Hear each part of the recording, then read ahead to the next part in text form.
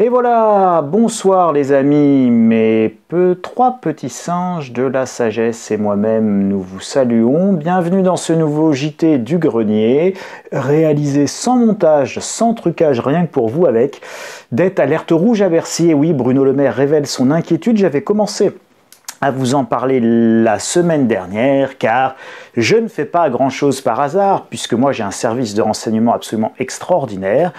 Comme vous le savez, je lis dans les poules de cristal et les poules de cristal m'avaient expliqué que cette semaine, Bruno Le Maire allait s'inquiéter officiellement et publiquement de l'aggravation de la situation, de l'endettement de notre pays, la France, et donc il allait même en parler, ce qu'il a fait ce week-end en donnant une interview dans le journal qui s'appelle La Tribune. Je vais vous montrer ça. On y va tout de suite. Alerte rouge à Bercy. Bruno Le Maire ne cache même plus son inquiétude. Bruno, bientôt le ministre qui va peut-être rentrer dans les annales de l'histoire. Et quand on parle de Bruno Le Maire, parler d'annales, je vous assure, pour ceux qui ont suivi ces dernières créativités et saillies épistolaires, il y a de quoi sourire. Je n'en dirai pas plus, je n'en pense pas moins. Allez, on y va. Souvenez-vous, la semaine dernière, je vous parle de Mario Draghi, ex-BCE, qui évidemment s'inquiète de la récession, de la situation économique. J'insiste bien, Mario Draghi, ex-BCE, c'est un petit rappel. Je voulais vous parler également de Olivier Blanchard, ex-FMI. Vous pourrez retrouver cet article du Monde. Olivier Blanchard, ancien chef économiste du FMI, tire la sonnette d'alarme sur la dette. Ça, c'était le 11 novembre dernier. Donc, vous voyez, c'est pas il y a très longtemps. Nous allons connaître une récession profonde. J'ai laissé le texte de Draghi, c'est pas grave. Blanchard, qu'est-ce qu'il dit? Est-ce que j'avais mis le texte? Non, vous voyez, j'ai un problème, c'est pas grave. Blanchard, qu'est-ce qu'il dit de mémoire? Alors Blanchard, c'est un keynésien, donc il est plutôt pour la dépense publique, il n'est pas fondamentalement pour les politiques de rigueur. Il dit attention, les politiques de rigueur et d'austérité, c'est mauvais, c'est compliqué, sauf que là, ça va être obligé, dit-il en substance dans cet article, ça va être tellement obligé, mais ça va être extrêmement compliqué politiquement parlant de réussir à mener de telles politiques de rigueur et d'austérité sans déclencher évidemment des crises massives. Et en particulier pour le cas de l'Union européenne, ça sera encore plus difficile. Et donc, soit on va se fixer des objectifs complètement irréalistes, soit si on les atteint, ce sera au prix d'une récession absolument jamais vue. Et évidemment, d'un destin à la grecque avec au bout du chemin, ne nous leurrons pas, très certainement l'explosion de la zone euro sous les tensions. C'est ce qu'il dit Olivier Blanchard dans cet article du FMI. Que dit Bruno Le Maire, lui, donc dans cette interview donnée à La Tribune? La question, c'est de savoir si nous gérons ou si nous transformons. C'est une interview donnée à deux voix, donc Bruno Le Maire et Thomas Cazenave. Donc Bruno Le Maire, ministre de l'économie et des finances, et Thomas Cazenave, ministre des comptes publics. Alors quand on dit ministre des comptes publics, on devrait dire plutôt sinistre de la catastrophe en cours, tellement évidemment la situation des comptes publics, c'est un sinistre en soi quand on regarde ça de plus près. Excusez-moi, j'en rigole, mais c'est vraiment pas drôle parce que les amis, c'est nous qui allons payer tout ça. Bien évidemment, on va le payer en souffrance, on va le payer en impôts. Et n'estimez pas, si vous payez pas d'impôts, oh, super, je paierai rien, mais pas du tout. Vous le paierez en moins d'aide sociale, vous le paierez avec une médecine moins bonne, vous le paierez avec moins de droits au chômage, etc., etc. Donc, de toute façon, qu'on soit riche ou qu'on soit pauvre, quand il y a un problème de dette dans un pays, nous le payons tous, nous passons tous à la caisse d'une manière ou d'une autre. Et croyez-moi, mieux vaut être riche, puisque vous connaissez l'adage, quand les gros maigrissent, les maigres meurent, c'est un peu la même chose avec l'argent. Donc quand vous payez beaucoup plus d'impôts, mais bon, vous partez de beaucoup, il vous en reste encore un petit peu, quand bien même vous en prendrez beaucoup trop, et Dieu sait que l'État en prend beaucoup trop, mais il vous en reste encore, alors que quand vous avez rien, rien moins rien égale 0 moins 0 égale toujours la tête à Toto. Alors qu'est-ce qu'il nous dit Bruno Le Maire? Alors en réalité, il n'annonce pas grand-chose, hein. Il dit juste, on est mal, hein, comme dans la pub, on est mal patron. Sauf que là, le patron, c'est lui, hein, puisque c'est lui qui est le ministre de l'économie et des finances.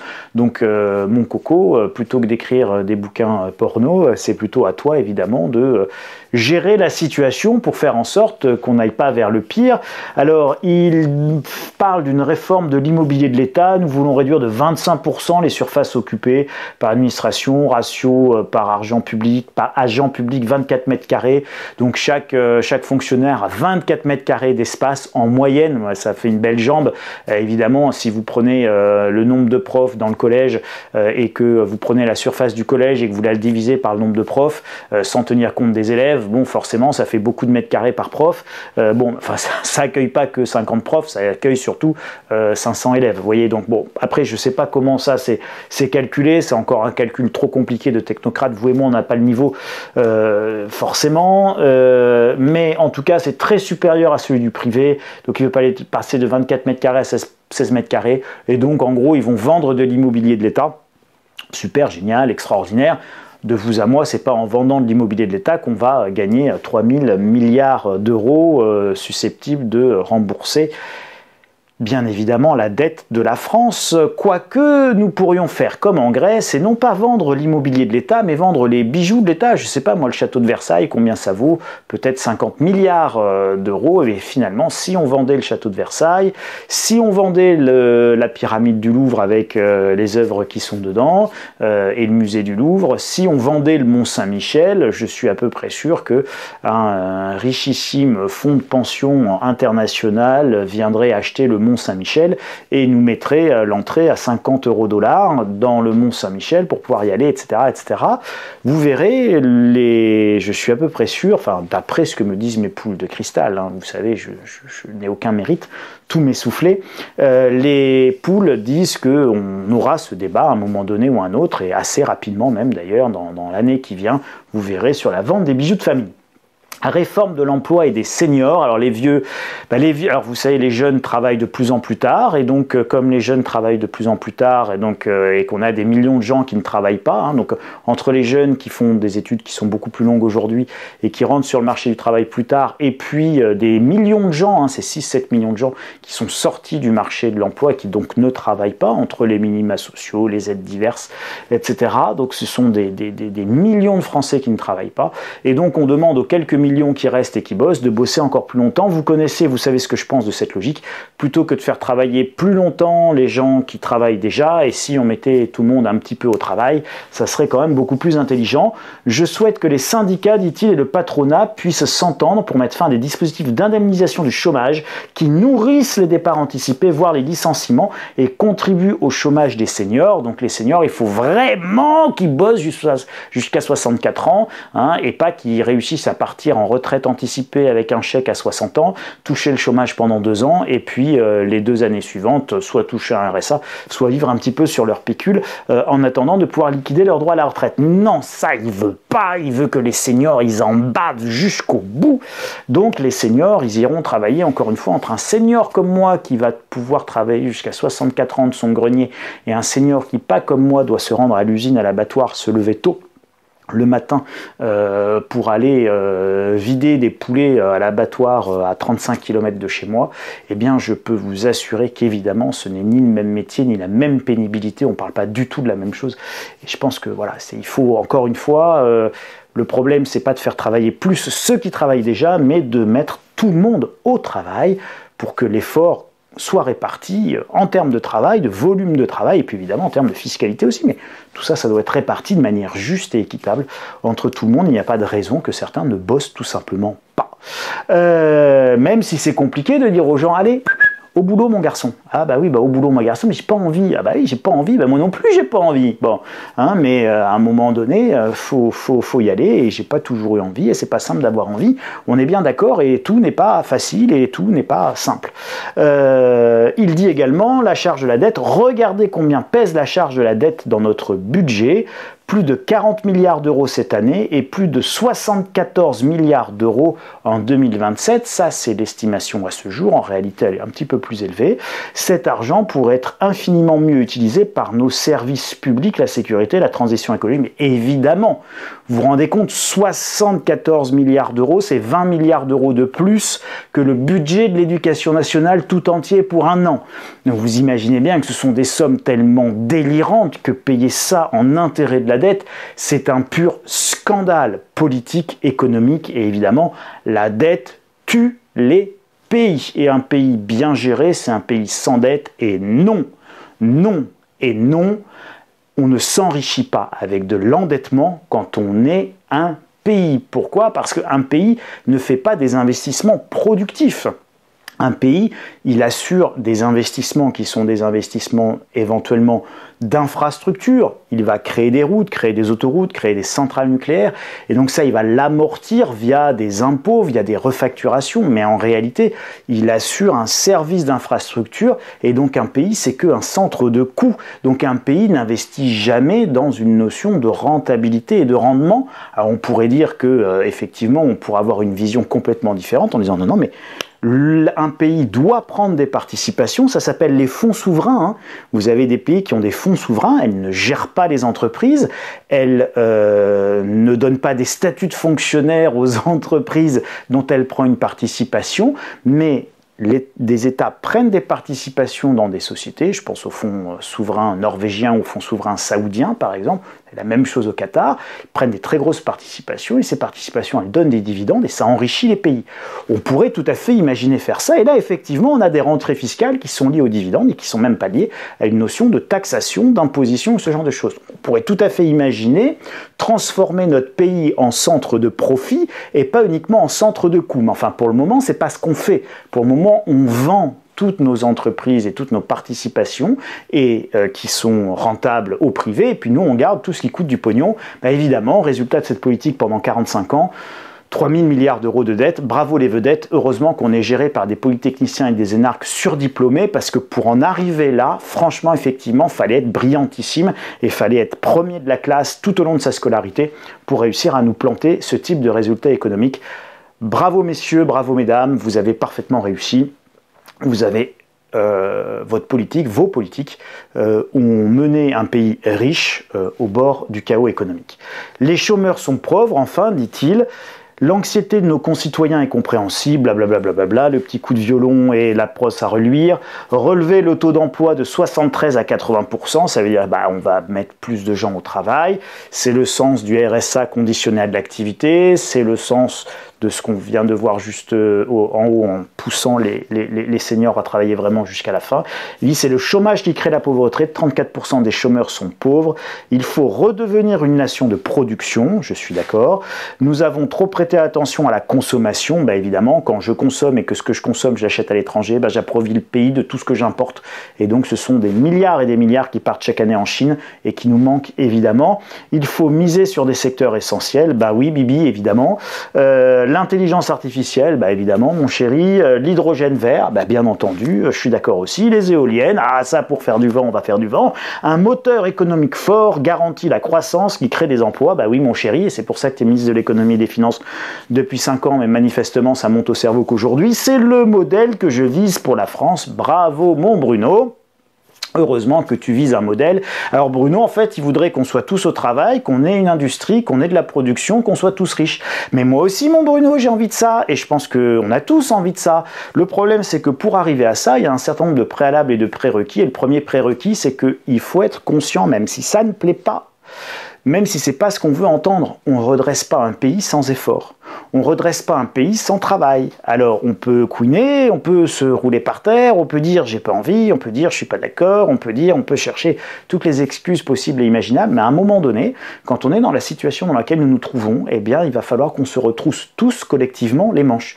Et je pense que les gens sont prêts à se retrousser collectivement les manches, à condition 1 que ce soit juste, 2 que ce soit équitablement réparti, que ce ne soit pas toujours les mêmes qui bossent, 3 qu'on ait évidemment un objectif commun, partagé, et une vision de ce vers quoi nous allons aller, puis des étapes et des jalons, et puis si on voit tous la situation qui s'améliore, on sera tous, je pense, globalement à peu près d'accord pour faire des efforts. Je crois profondément au fait que les gens peuvent être raisonnables, et donc il faut juste parler à la raison, expliquer les choses, dire quelle est la situation. Et les efforts seront faits à partir du moment où, on n'essaye pas de carabistouiller les gens, ce qu'on a quand même une furieuse tendance à faire depuis des décennies, enfin je parle des politiques, et puis 2, où évidemment c'est juste, c'est équitable, et donc l'effort il est justement réparti, et on n'a pas l'impression de se faire couillonner, ce qui est le cas depuis, encore une fois, des années. Souvenez-vous ce que je vous disais la semaine dernière, ce contexte d'augmentation extrêmement forte des taux d'intérêt. Et donc, c'est ce que je vous disais, 4,5 de taux d'intérêt sur 3 000 milliards de dettes, 120 milliards d'euros de dettes à un moment donné. Je vous disais ça la semaine dernière, c'était pas un hasard, souvenez-vous, je vous parlais du ratio de dette sur PIB qui lui baissait, mais évidemment, puisque le PIB augmentait à cause de l'inflation, et donc c'était pareil en France, 111%, enfin 112% de dette sur PIB. On a l'impression que le ratio dette sur PIB baisse, mais la dette, elle augmente, c'est juste que le PIB augmente plus vite que la dette, mais si je ne perçois pas plus de rentrée fiscale, mon problème reste entier, surtout que, évidemment, 4,5% d'intérêt sur une dette dont le montant est supérieur au PIB, quand bien même les rentrées fiscales augmenteraient, qu'elles ne peuvent pas augmenter plus vite que le montant de la dette qui, lui, est supérieur évidemment qui lui est supérieur et de beaucoup à notre PIB. 3 050 milliards de dettes versus 2 500 milliards en gros d'euros de PIB. Voilà, donc on est à 500 milliards d'euros de plus que de dette. Là, c'est les 110% justement du PIB. Donc vous voyez, la dette, elle augmente. Ça, c'était nos déficits. Vous voyez ici, la 1974, le dernier déficit.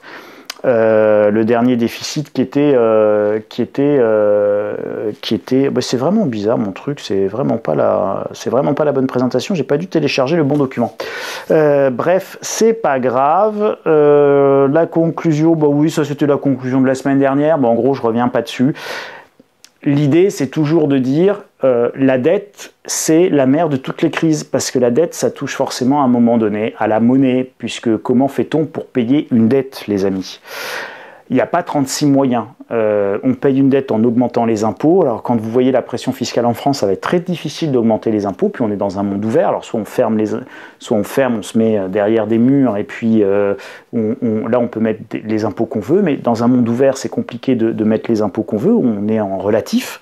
Donc on se compare et puis c'est la libre circulation des biens, de l'argent et des gens, donc les capitaux, les biens et les personnes. Donc quand vous pouvez faire bouger tout ça, forcément vous allez vous faire imposer là où c'est le plus intéressant. Donc, il y a une limite à l'impôt. La deuxième manière de faire, c'est de baisser les dépenses. Là aussi, il y a une limite à la baisse des dépenses.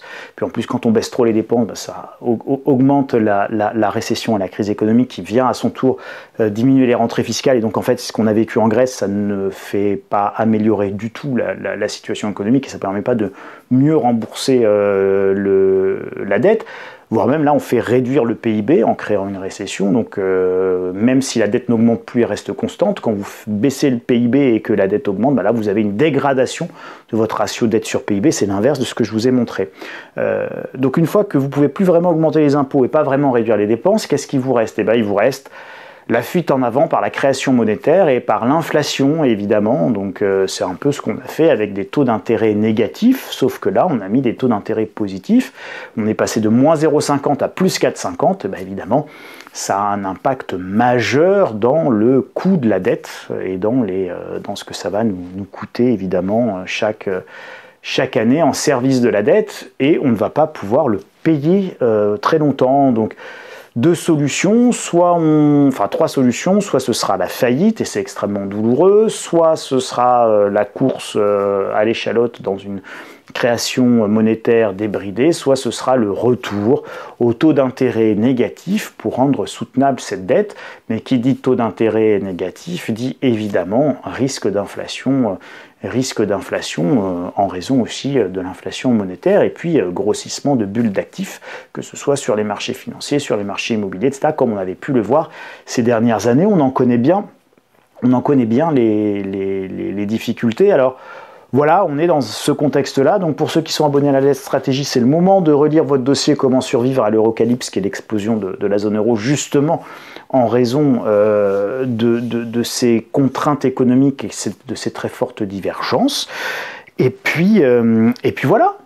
Partagez cette vidéo, abonnez-vous ici et là-bas, mettez des pouces bleus, commentez. apporter des compléments, des réflexions. C'est toujours évidemment précieux. Je lis à peu près tous les commentaires, même si évidemment je n'y réponds pas, et pas parce que je ne veux pas y répondre, mais parce que c'est vos commentaires à vous, et c'est le fait d'échanger entre vous. Moi, mes commentaires, ils apporteraient pas grand chose, et puis c'est pas le but du jeu, puis c'est extrêmement chronophage, donc ne m'en veuillez pas si je ne réponds pas, mais je les lis, je regarde. Donc pareil, si vous avez besoin vous voulez passer des idées ou des suggestions, bah pareil, n'hésitez pas à le mettre en commentaire, bien évidemment. Vous pouvez me retrouver sur insolentia.com tous les jours sur une édition de l'actu éco. Voilà les amis, je vous souhaite une excellente fin de journée, une très très belle semaine qui s'annonce, je l'espère pour vous tous. Prenez bien soin de vous, surveillez l'actualité, elle est toujours évidemment extrêmement chaude, extrêmement volatile et extrêmement tendue. Prenez bien soin de vous, à la semaine prochaine. Salut les amis.